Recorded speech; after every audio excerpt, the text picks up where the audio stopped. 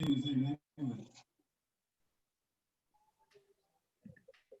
I'm starting up recording, so I think something comes up on everybody's screen to consent to the recording. I just did continue. Okay.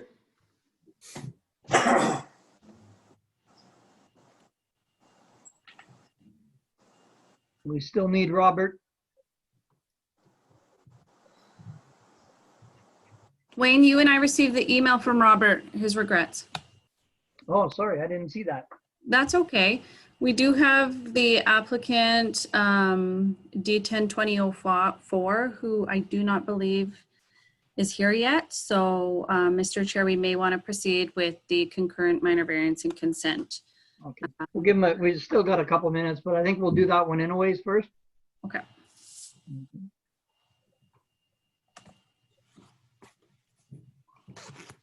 Yeah, we're not expecting any members of the public. Nobody contacted us to express an interest in joining us tonight. And is Adam there? Yes, I think he's incognito, but he's there. I'm here. Okay, thanks.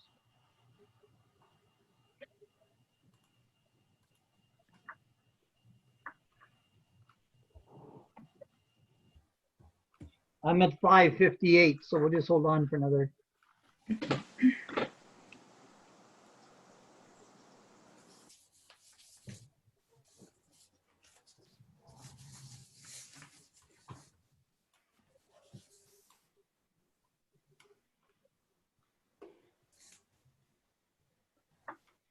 Melissa, did Emil think that he was going to be able to get in for tonight? Yeah, he was going to attempt to log in to join us via video, and in the event that didn't work, I explained to him how to call in. I did try to reach him today, however, with no success. So I hope that he's able to join us this evening. Otherwise, we may want to consider hearing his application in his absence. Okay, all right. So we'll get started. As the province of Ontario declared a state of emergency and continues to take significant steps to limit the transmission of the COVID-19 virus, the City of Kenora continues to protect the health and safety of the public, council, and employees, while at the same time processing Planning Act applications to ensure services that support community development can continue. Therefore, in accordance with bylaw number 73, this is a virtual hearing of the Planning Advisory Committee and Committee of Adjustments for the City of Kunar. This meeting is being held virtually by way of Zoom meeting and is intended to be in accordance with the Planning Act and orders made under the Emergency Management and Civil Protection Act. Prior to calling the meeting to order, I would like to go over a few housekeeping items. Please ensure your microphone is on mute. The microphone image can be found at the bottom of your screen. If you are having difficulty, please raise your hand and the meeting organizer will mute you. If you are on a landline, please click the mute button. And if you do not have a mute option, please ensure you are in a quiet space without interruption. Should you be joining the meeting by video, please be mindful of what is visible to the public in your surroundings. And please also ensure you are in a quiet area without background interruption. Be respectful of others throughout the meeting. If at any time you wish to leave the meeting, you are free to do so by simply clicking on End Call at the bottom of your screen. If you are on a landline, you may hang up at any time. However, please do not interrupt the meeting to inform your dismissal. When it is your time for public comments, I will address the participant by the name that we use to register for this virtual PAC meeting. Once your name has been called, please then unmute your microphone or your telephone. If you are having difficulty, please raise your hand and our meeting organizer will assist you. When addressing an application through the virtual meeting, your comments should be limited to 5 minutes, the same amount of time given to comments during an in-person meeting.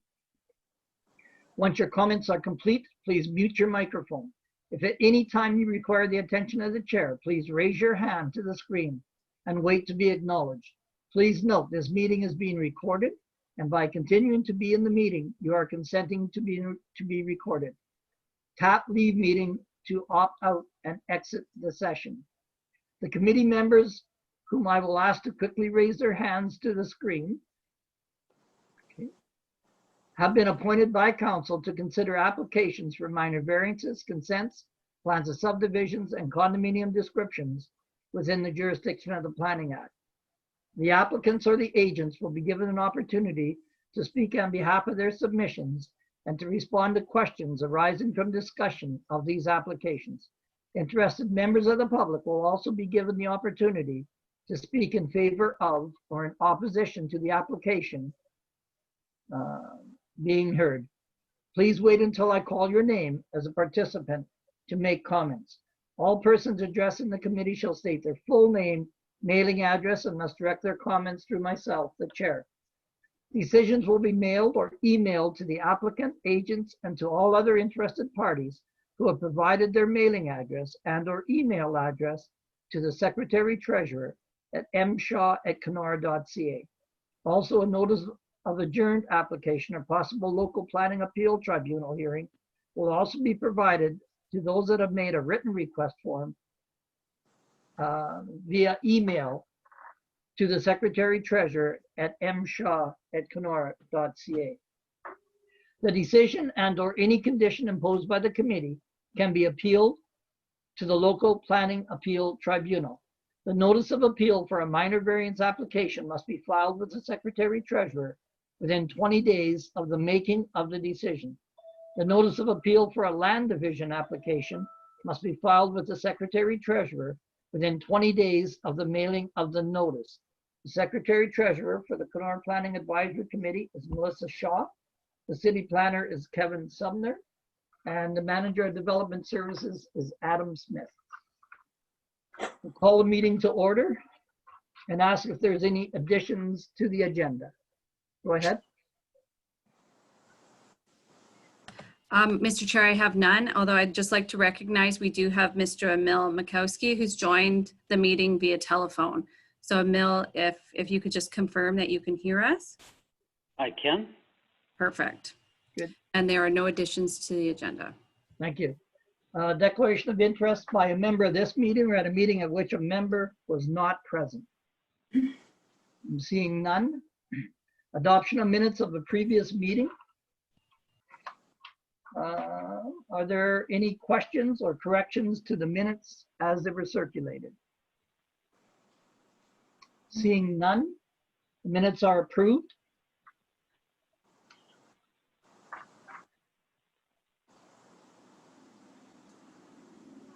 We'll ask if there's any correspondence relating to applications before the committee this evening. Melissa?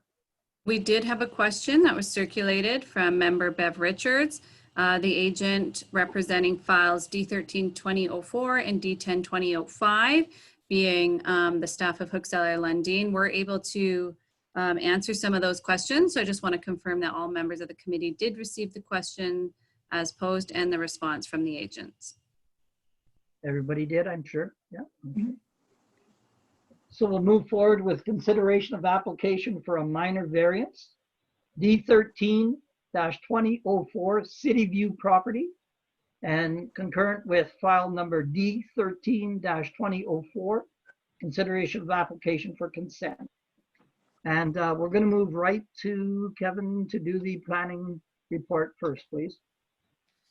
Okay, sure. Referring to the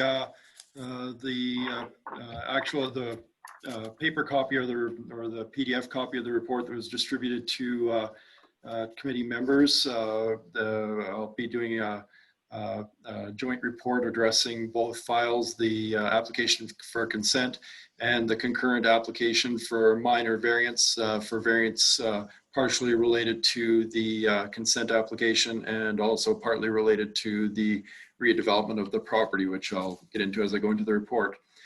So just a quick correction.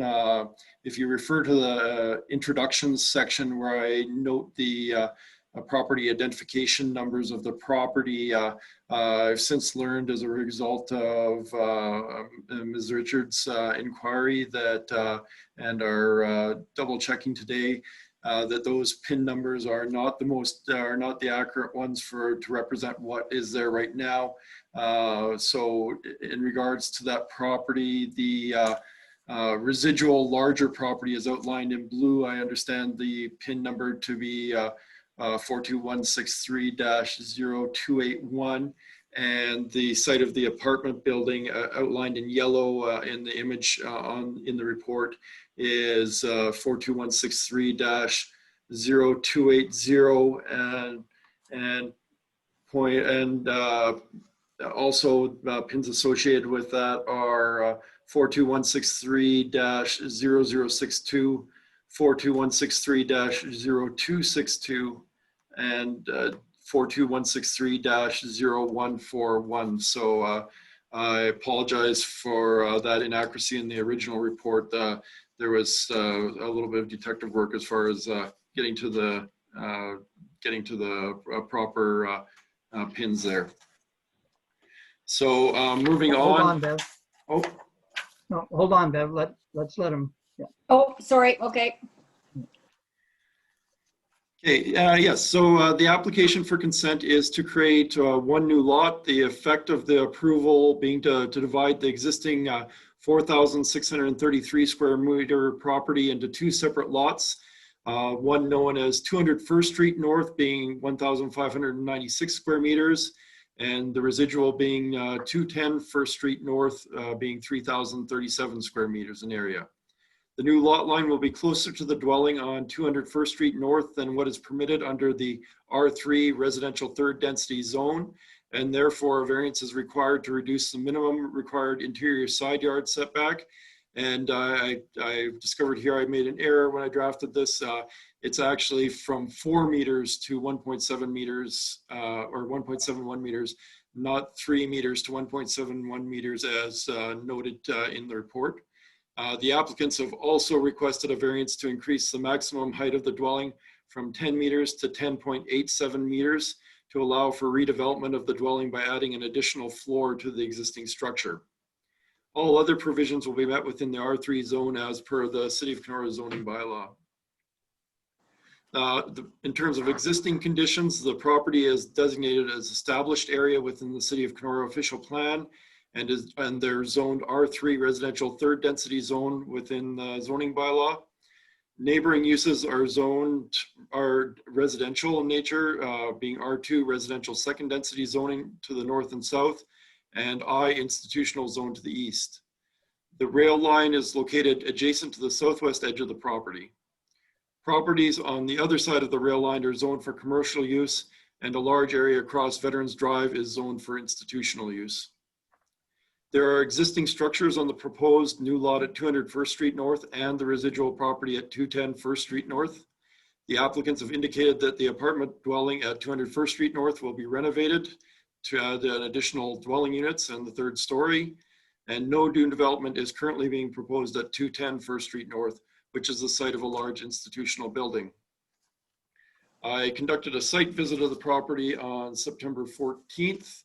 You'll see a couple of pictures I took there, one a panoramic picture showing both properties in question, and a closer shot of the property line between the two buildings. So the proposed new property line would roughly follow that retaining wall that you see adjacent to the house on the left. And we've also included in the report a sketch submitted by the applicant showing the location of the existing structures on the property. In regards to legislative policy and city directives, in regards to the provincial policy statement 2020, the application is generally consistent with the policies of the provincial policy statement, which promotes the provision of an appropriate range and mix of housing options to meet local needs, in part through residential intensification and redevelopment. In terms of the City of Kenora official plan 2015, the land use designation of the property is established area, which provides for an assortment of residential, commercial, existing industrial, and institutional uses. Policy 4.1.2C of the official plan is applicable in consideration of the proposed development of 200 First Street North that will be enabled through this consent and variation. And I quote, "Residential development shall be encouraged through plans of subdivision, condominium, and consent, as infilling or redevelopment of existing uses on full municipal services. Medium density residential use shall be supported provided that the redevelopment is in keeping with the character of the area. Section 8.11.4 of the official plan provides policies for the creation of new lots.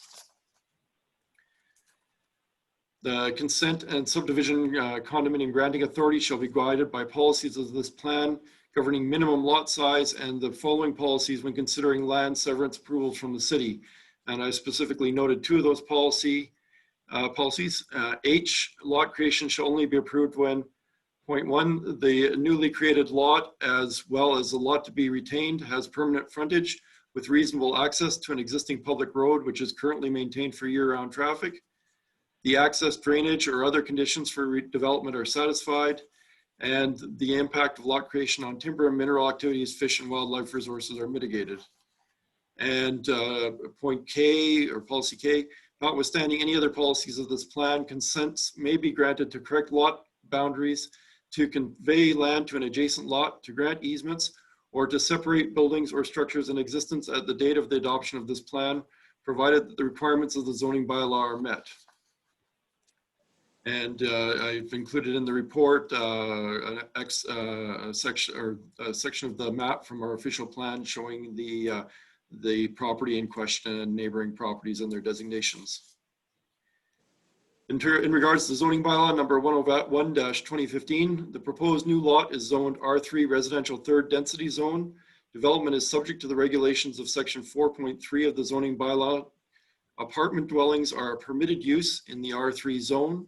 Lots containing apartment dwellings in this zone must have a minimum lot frontage of 30 meters and a minimum lot area of 800 square meters. Apartment buildings are limited to a maximum building height of 10 meters and have a minimum interior side yard requirement of 4 meters. A minor variance will be required to increase the maximum building height to 10.87 meters and to reduce the minimum interior side yard requirement to 1.71 meters. The proposed residual lot is zoned I institutional zone. The existing City View office building is a permitted use in the I zone. Lots in the I zone with municipal water and sewer services must have a minimum lot frontage of 15 meters and a minimum lot area of 450 square meters.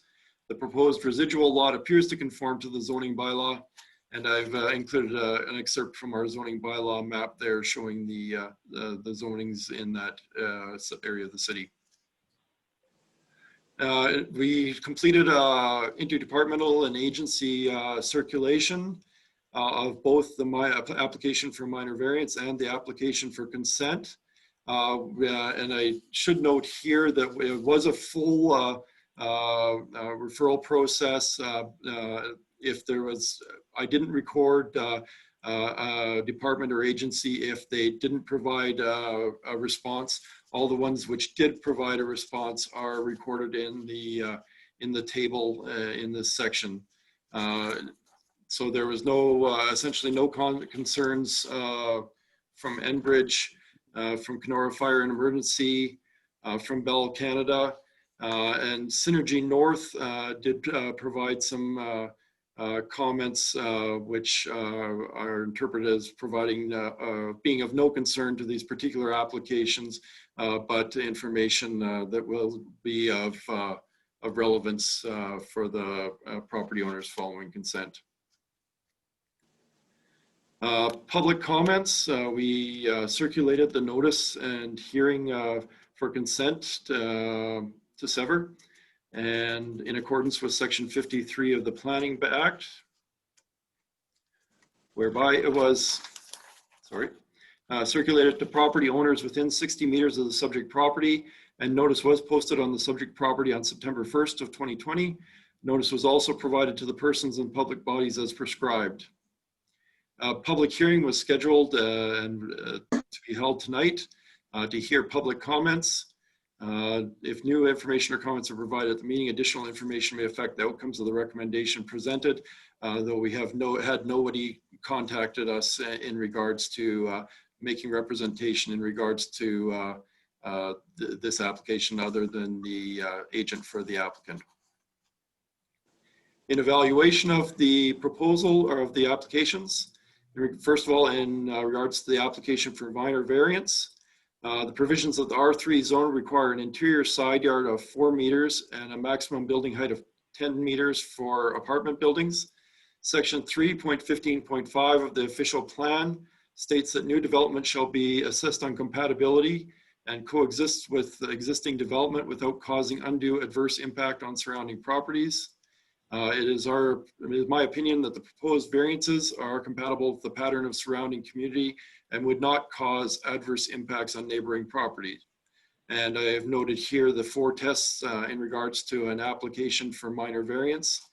In regards to general intent and purpose of the city's official plan, residential development is permitted within the established area designation.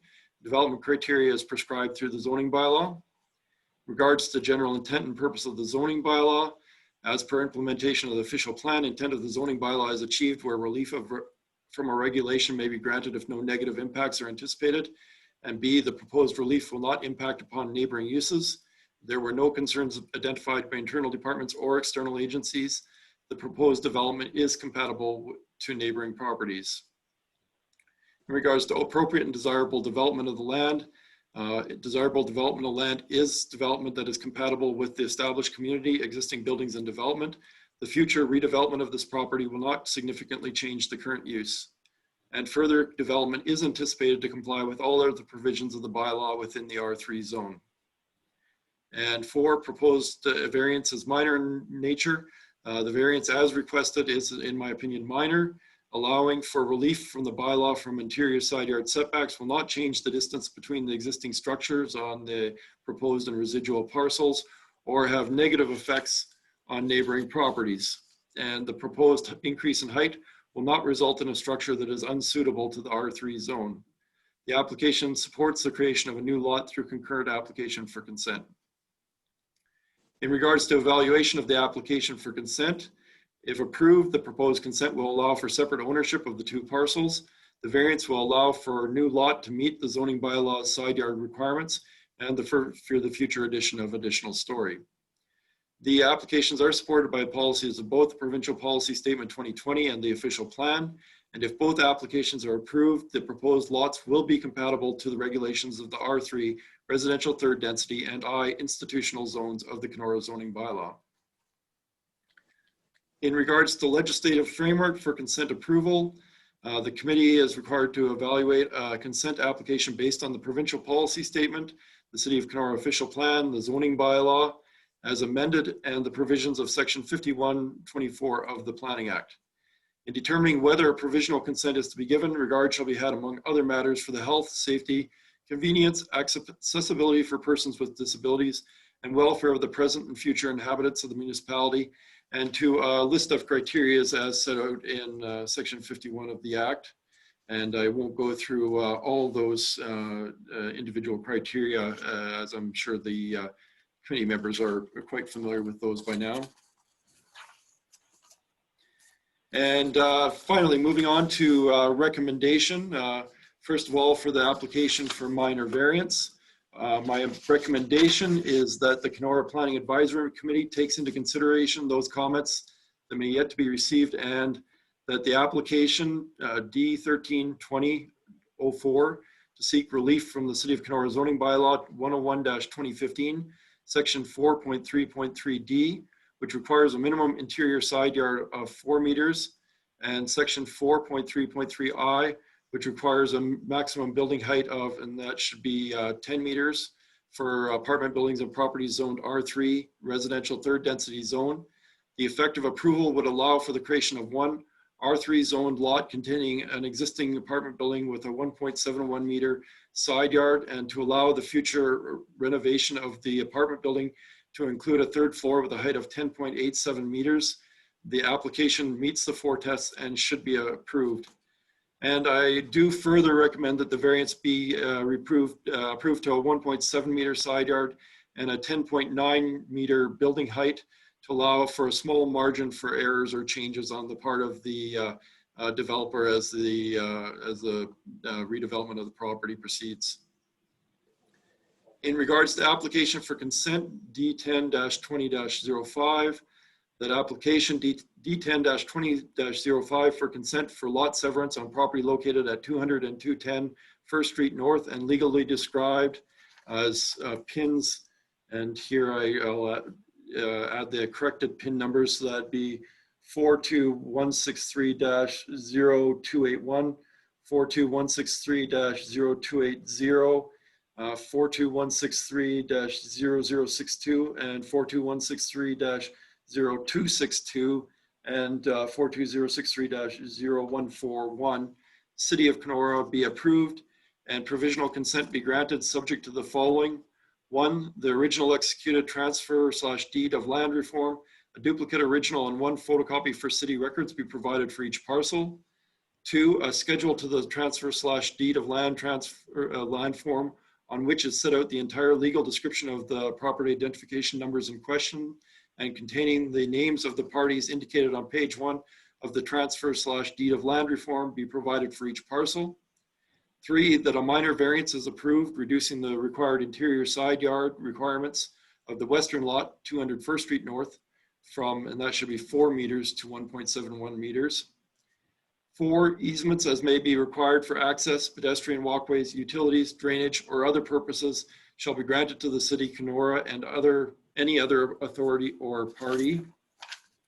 5, 3 original copies and 1 PDF copy of the reference plan of survey bearing the land registry office registration number and signatures as evidence of deposit therein, and illustrating the parts to which the consent approval relates, which must show in general the same area and dimensions as the sketch forming part of the application be provided.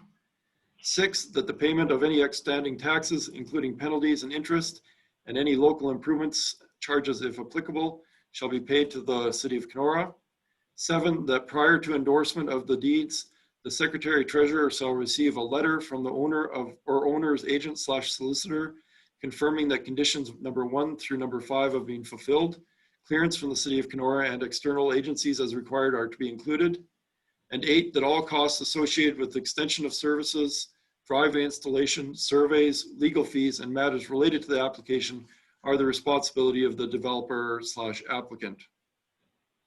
And we note that the purchasers/tenants are advised that sound levels due to rail traffic and rail operations may on occasion interfere with some activities of the dwelling occupants, as the sound levels may exceed the Ministry of Environment and Climate Change's noise criteria.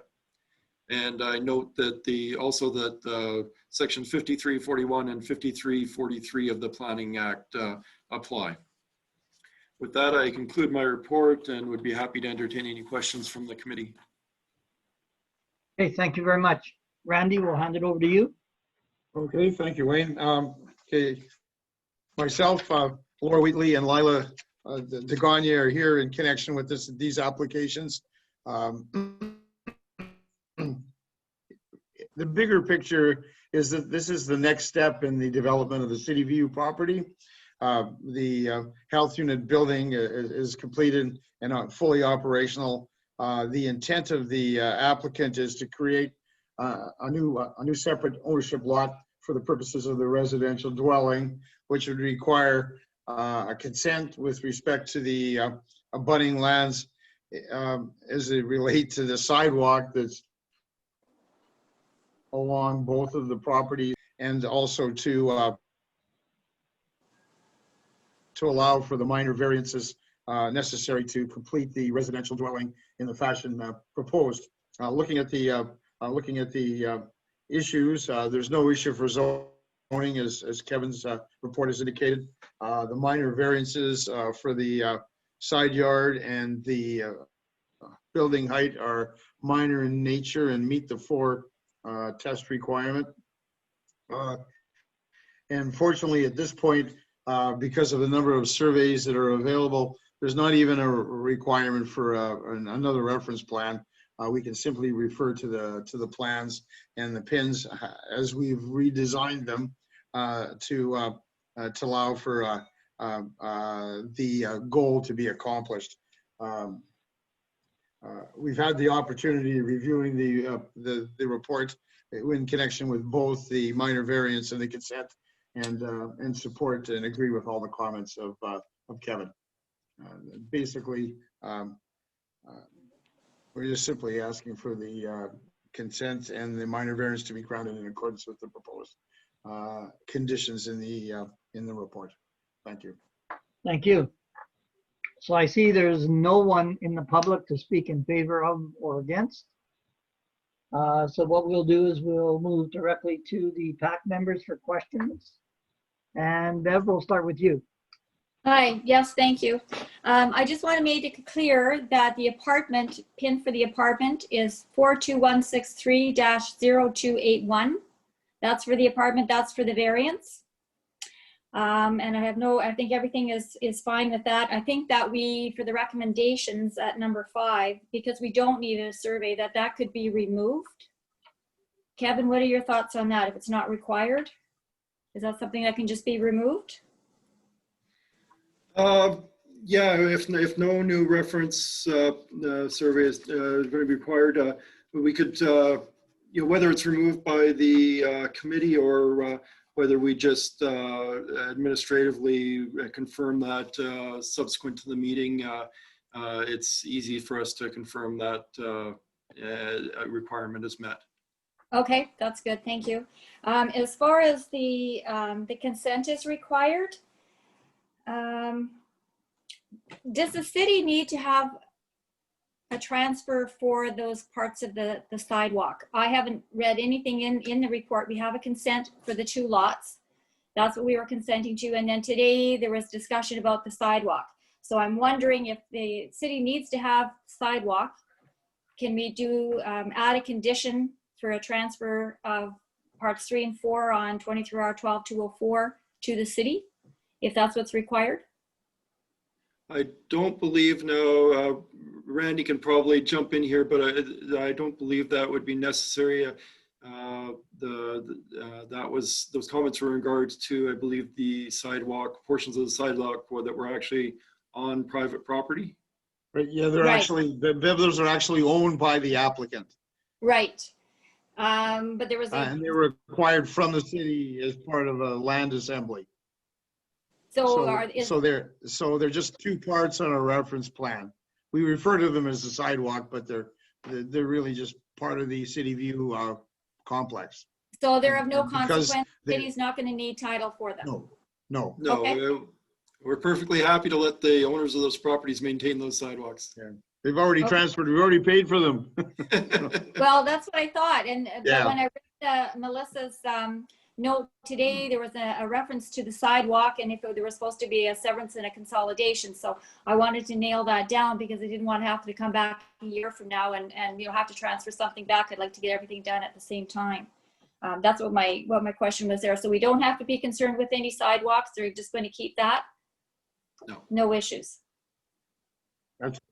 That's Okay, correct. well, everything else, I want to thank you for that letter today, that email that you sent explaining about the LTCQ property with not having access to the pins anymore. Of course, we couldn't see that. So I thought you did a really good job explaining that. I appreciate you taking the time. And that's everything. You've answered all of my questions and I'm happy with everything. Thank you. Okay.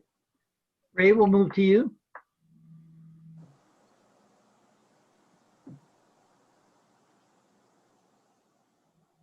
There we go. You hear me?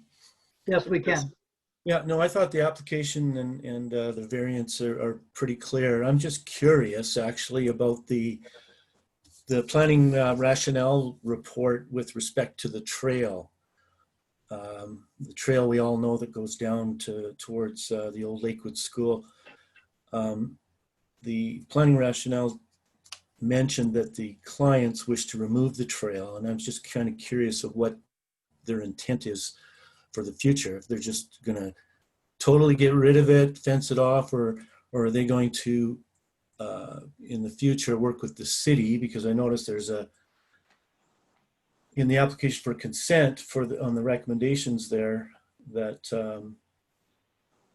the city talks about easements for future walkways and stuff. So are the clients in the city considering future plans for a more permanent trail with lighted walkways and stuff to clean that up? Or I'm just talking out loud here, just curious what the plans are.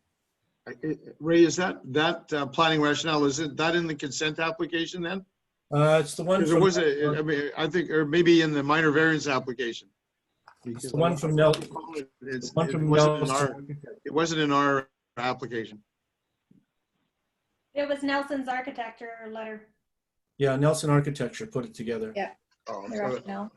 so I defer to Lila on that issue. You can respond. Yeah. So yeah, that is the intent, to close off the trail. The owners see it as beneficial, and I think the main intent there is to actually increase the space for parking, so that we would have enough adequate parking for the residential apartment building. So that's the main intent, but I'm not too sure in terms of, I guess, discussing with the city if they had wanted any future walkways or trails. That's something that I guess we could discuss a little bit, or it could be implemented in the future somehow. But for now, I think the main intent is to block off the area and increase the space for adequate parking. Right. Well, again, I was just curious. I mean, I was up there yesterday looking around and walking around, and it's still well used. Let's put it that way. So just, I noticed there's a fence there, but it's still quite accessible. Okay. Good. Okay, we'll go John McDougall. Nothing from me, Mr. Chair. Okay. Tanis. Just a clarification question. The side yard variance request is considered minor. If you just look at the numbers, you're looking at almost a 50% change.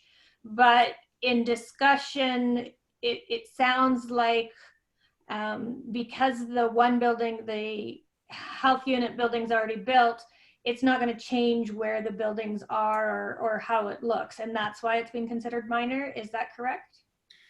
Yes, it's a historic property line. It existed in the past. There was a number of considerations we did take into consideration, the historical nature of it, the fact that the two existing buildings are more than adequately separated, even with that variance, and that it seemed reasonable. There's a retaining wall already demarking that proposed property line.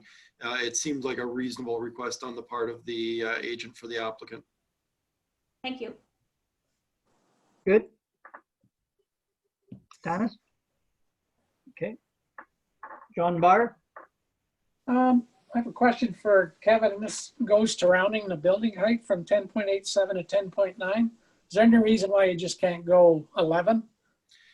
No, there's absolutely no reason not to go 11. I've seen enough projects, and in the past, I'm quite aware that often during construction there may be minor changes required, and I spoke to this general concern at our last meeting. I hate for zoning restrictions to unfairly impede some of those changes that need to be made during construction. So I like to give architects and designers a little bit of wiggle room to make those changes without having to come back for further variances in the future.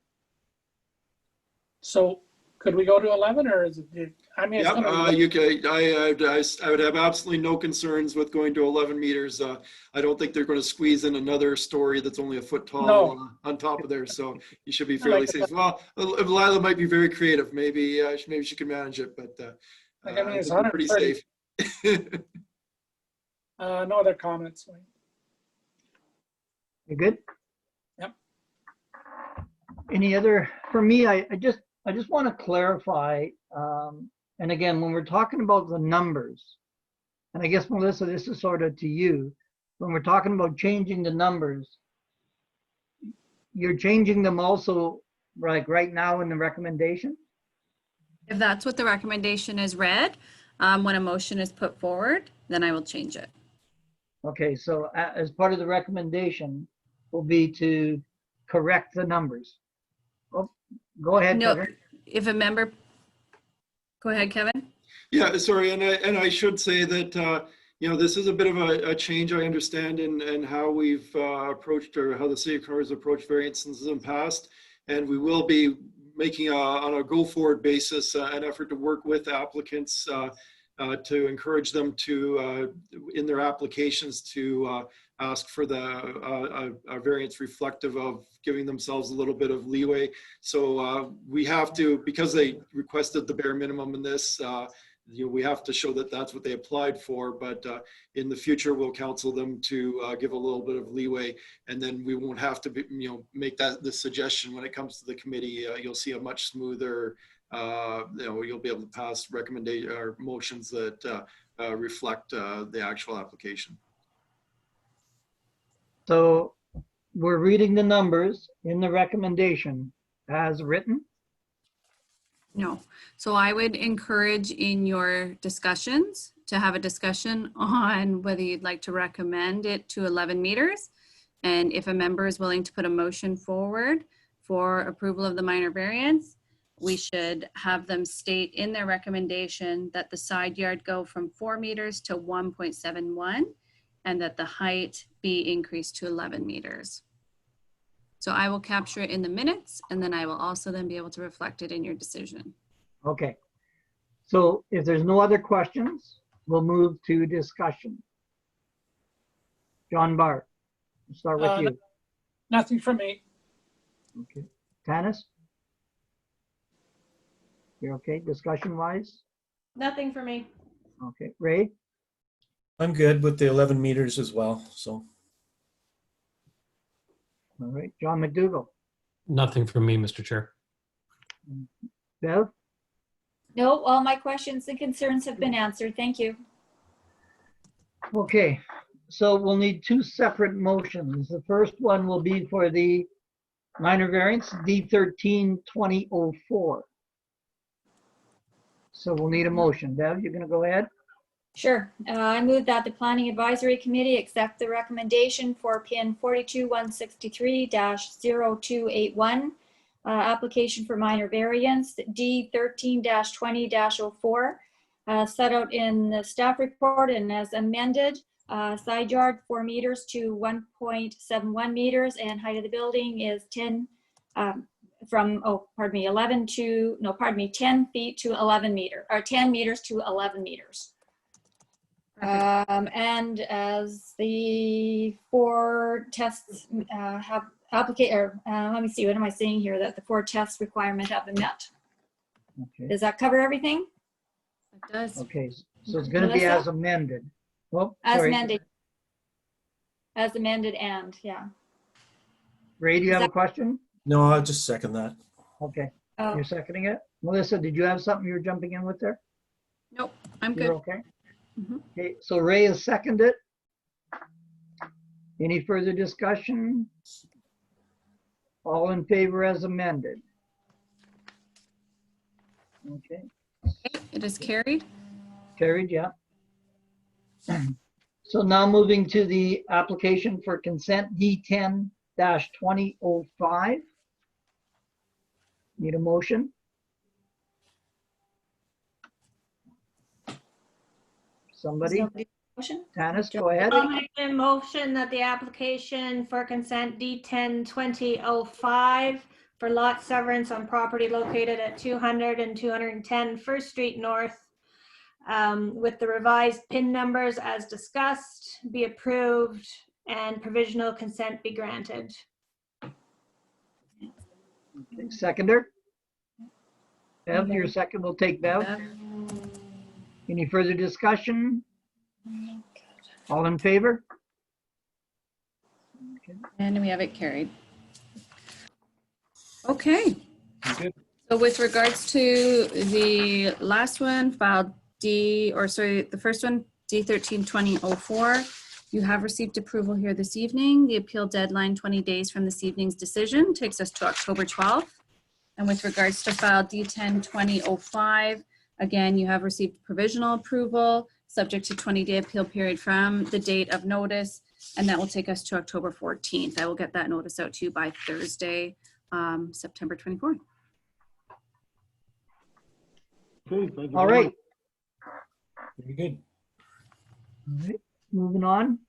Randy, are you staying in or you're going No, I out? think that's it for us. Thank you very much. Have a good evening. Okay, Bye. good night. Good night. Good Good night. night. Lila, are you going out?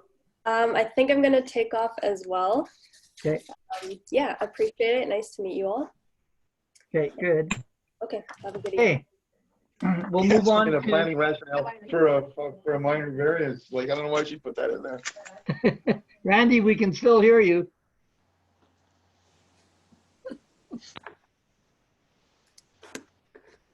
He- Yeah, no, exactly. Randy, we can hear you. Can you take him out, Melissa? There, he's out now, I think. No, it's, Kevin, you'll be able to boot him out. Boot Randy out. okay, Sorry, so bad. yeah. Okay, he's out. There we go. I feel much better now. You never know. No, that's right, yeah. So we'll move on to consideration of application for consent, D10-20-04, Emil Makowski. And Emil, would you like to present your application? Yes, I'd like to get consent to create 4 new lots. Light industrial, I believe it's perfect for that application. Hopefully the city will consider that. All right. All right, so Kevin, we'll move ahead with the planning report, please. Yes, so in regards to the planning report, I'll refer to the PDF report that was distributed to committee members. Starting off, property is PIN number 42177-0479, CLT2. We've provided maps there indicating the location of the current property and the proposed new lots. You will note, and this perhaps may be a question for Mr. Makowski for the committee later, if you refer to the application for consent and the information that was submitted by Mr. Makowski, there is 2 maps that were provided with that document, one which has the second lot from the south moved a little bit further to the north. We've used that map in this report.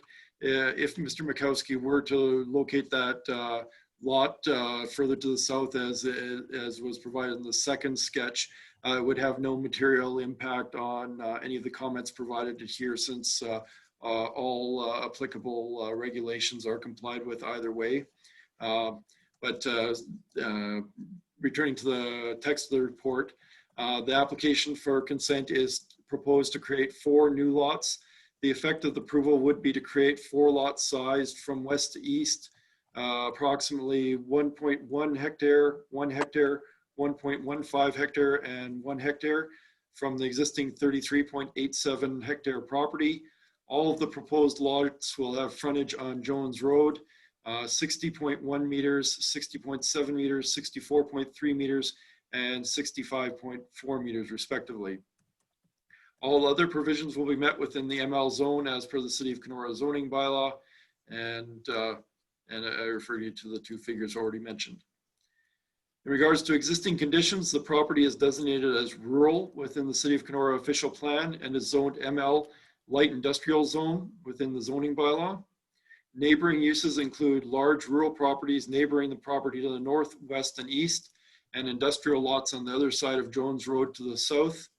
Rural residential properties are located a short distance to the east and south along Jones Road and the Highway 17A corridor.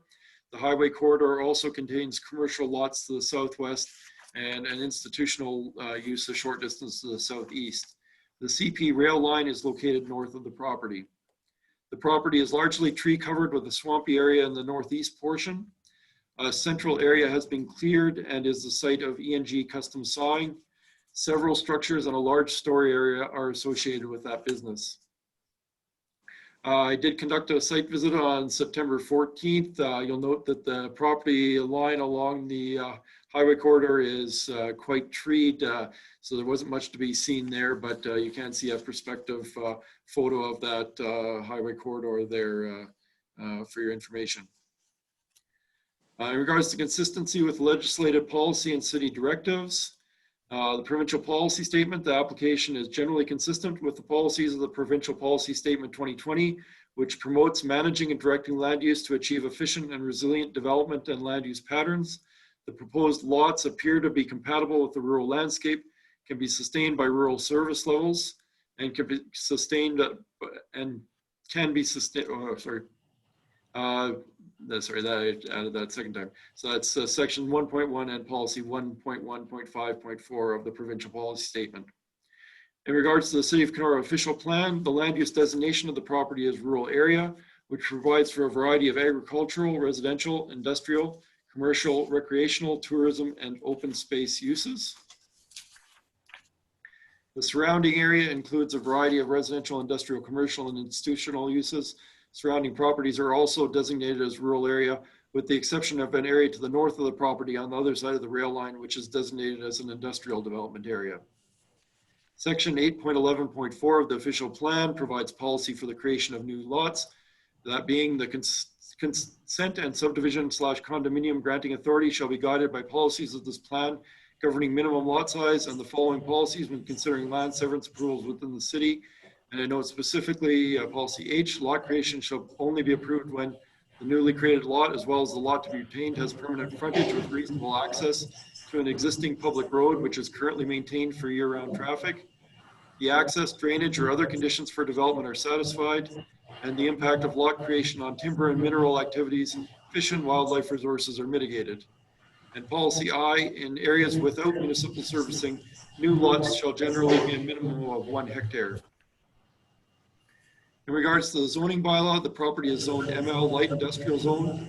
Development is subject to the regulations of section 4.9 of the zoning bylaw 101-2015, as noted in the figure provided here. Figure 5, lots in this zone must have a minimum lot frontage of 25 meters and a minimum lot area of 1 hectare when there are no pipe municipal services.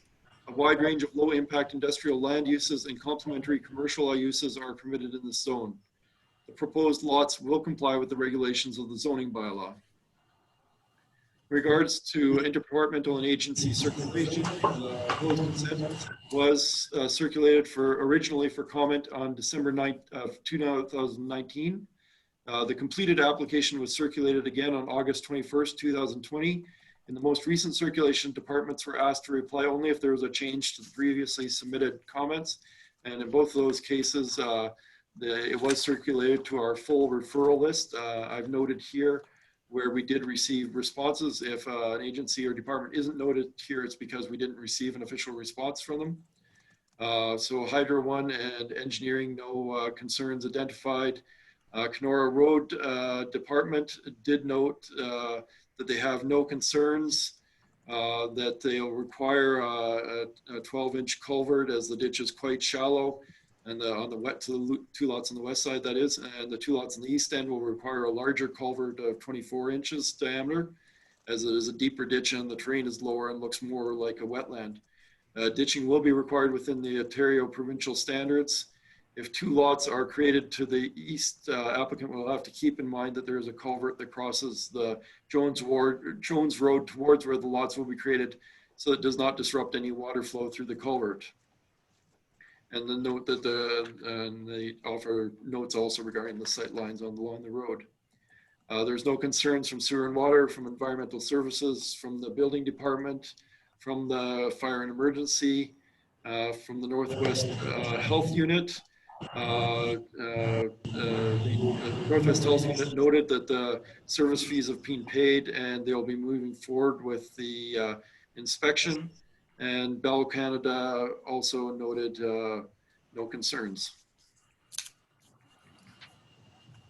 In regards to public comments, circulation of the notice for complete application and hearing for consent to sever was completed in accordance with section 53 of the Planning Act, whereby it was circulated to property owners within 60 meters of the subject property, and notice was posted on the subject property on August 21st, 2020. Notice was also provided to the persons and public bodies as prescribed. Public hearing was scheduled for tonight to hear the application and to allow for public comments. We didn't receive any new information or comments. As of the date of the report, there was no public comments were received and none since that time. In regards to evaluation, if approved, the proposed new lots will allow for the establishment of 4 new light industrial or related uses that are suitable to the designation and zoning of the existing properties and the neighboring land uses. And the application is supported by the policies of both the provincial policy statement and the official plan, and is compatible with the regulations of the ML light industrial zone of the Kenora zoning bylaw. In regards to the legislative framework for consent approval, the committee shall evaluate a consent application based on the provincial policy statement, the City of Kenora official plan, the zoning bylaw as amended, and the provisions of section 5124 of the Planning Act. And I note that in determining whether provincial consent is to be given, regard shall be had among other matters to the health, safety, convenience, accessibility for persons with disabilities, and welfare of the present and future inhabitants of the municipality, and to the other criteria as set out in section 51 of the Act, which I'm sure the committee is quite familiar with. In terms of recommendation, we recommend that the applicant D10-20, application D10-20-04 for consent for lot severance on property located at 111 Jones Road and legally described as property identification number 42177-0479 CLT2 in the City of Kenora be approved, and provisional consent be granted subject to the following. 1, the original executed transfer / deed of land reform, duplicate original, and 1 photocopy for city records be provided for each parcel. 2, a schedule to the transfer / deed of land reform on which is set out the entire legal description of the property identification numbers in question and containing the names of the parties indicated on page 1 of the transfer / deed of land form be provided for each parcel. 3, that approvals are received from the city for the provision of any future entrance permits. Culvert and materials are required to develop driveway access where a new entrance is required. 4, that approved permits are received from the Northwestern Health Unit for private servicing. 5, 3 original copies and 1 PDF copy of the reference plan of survey bearing the Land Registry Office registration number and signatures as evidence of deposit therein, and illustrating the parts to which the consent approval relates, which must show in general the same area and dimensions as the sketch forming part of the application be provided. 6, that the payment of any outstanding taxes, including penalties and interest, and any local improvement charges, if applicable, shall be paid to the City of Kenora.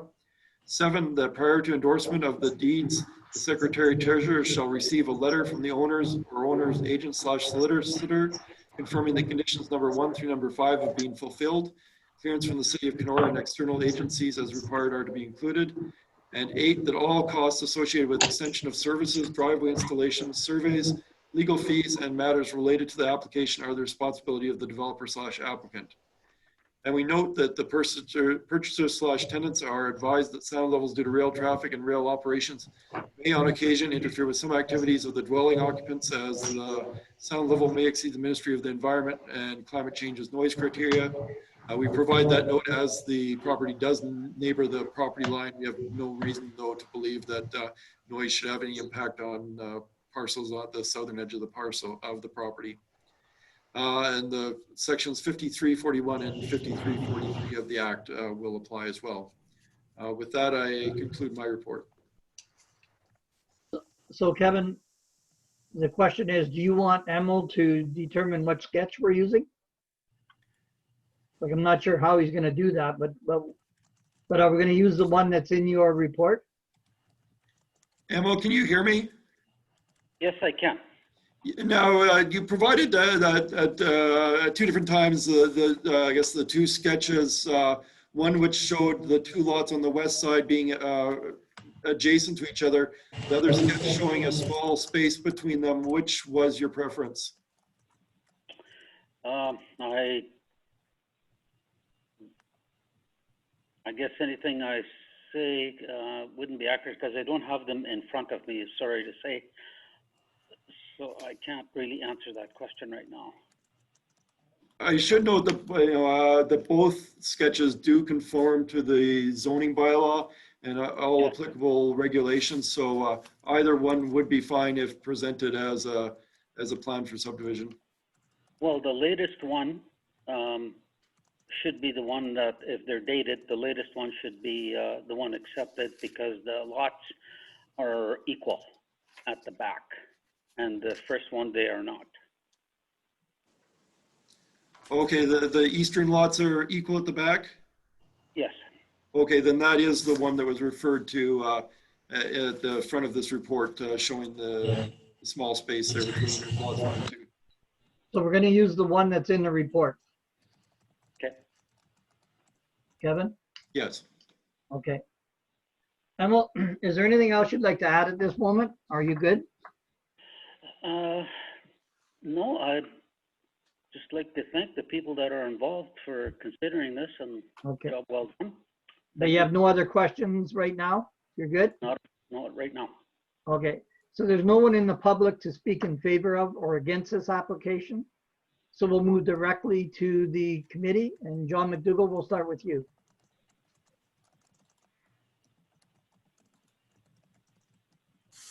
Sorry, Mr. Chair, I was just looking at the staff report. So just so I'm correct, the figure 2 in the staff report, that's the configuration of the Yes, Yes, figure that 2. is the configuration. proposed new lots. Okay. Yes. I just wanted to clarify that, but I don't have any other questions. Okay. Thank you. Ray, we'll move to you. Yeah, just one question. I was just curious if there's any further updates to add with respect to the Northwestern Health Unit inspections. Have they been completed to date? And Yes, they have. He was here and he saw no problems with possible septic fields if people required them. And he said he was going to put that in his report. okay, so the inspections are completed and he's given you a verbal approval. Okay. Correct. Okay, thank you. Thanks. Okay. Bev, we'll move down to you. No, I have no questions or concerns. Thank you. John Barr, Nothing for me. Tanis. No questions. No questions. If we have no other questions, anybody else? Any questions? Anything okay? Let's move to discussion. Bev, let's start with you. No, I have no questions. Thank you. I'm fine. And no discussion? Nope. No, I think it's very good. I'm happy with it all. Okay. Tanis? No comments. I think it's a good idea to move forward with. Okay, thank you. Ray?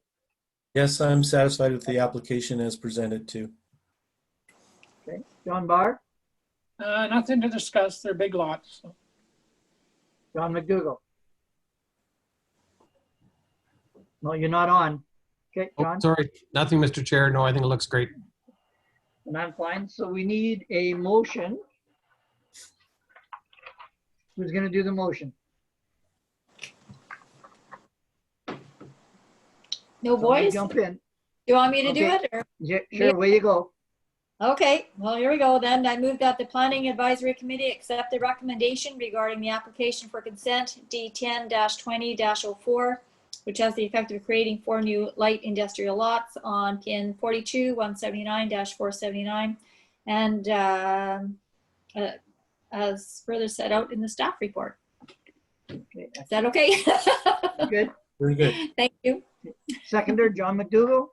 Second it. Any further discussion? All in favor? Carried. Carried. Okay, Melissa? Yes, Mr. Makowski, your application has received provisional approval here this evening. So what that means is that you now have 12 months from the date of tonight to complete all the conditions that the planner has set out and that the committee has approved in the decision. I will email you a notice of this decision by Thursday, September 22nd. And the decision will be subject to a 20-day appeal period. So that appeal period will lapse on October 14th. Thereafter, you can work with the surveyor and your solicitor to complete the conditions. Thank you. Okay. Emma, you're okay with that? Yes, Okay, thank you. thank you. Okay. So we'll move on to new business, meeting format October 2020. I will hand that over to Adam. Adam. Sorry, just get myself unmuted here. Yes, the discussion we had, I think it was maybe a couple months ago at this point, regarding continuing on with virtual meetings or proceeding with the in-person format. I will say, and I think I did indicate, you know, I'd like to be consistent with kind of how council meetings have been going in the other committees, but I still feel like it's kind of into the committee's discretion on what they want to do. I don't feel kind of very strongly on either option. I do know that council will be going back to in-person meetings for October. However, they will not be open for the public. So if it's the committee's wish to continue on with the virtual setting, I'm, at least for the time being, and I think particularly in light as restrictions related to COVID are reimposed, I'm perfectly fine with that. However, you know, there is the ability to move to in-person and then kind of working and having perhaps a plan regarding just restricting, I think, the number of people in attendance. That would be the consideration. Okay. So we'll make the decision as we go then? Yeah, I mean, if you guys want to do month to month in terms of just seeing how it plays out, I don't know if for at least for October, what the if you want to continue on virtual, I think that's fine. But I'll leave it to you to decide. Does anybody want to add to that? Is everybody good with that? Just a question, how is it being advertised, like the public side of the meeting? I would prefer if we keep it on Zoom, but what kind of instructions or advertising is there being given to the public so the public can have access to the meeting? No, we have been. Oh, go on, Go Melissa. ahead, Adam. No, I think you've been handling that, so I'll leave it to you. So on the notice side, we stick with what is legislated under the Planning Act.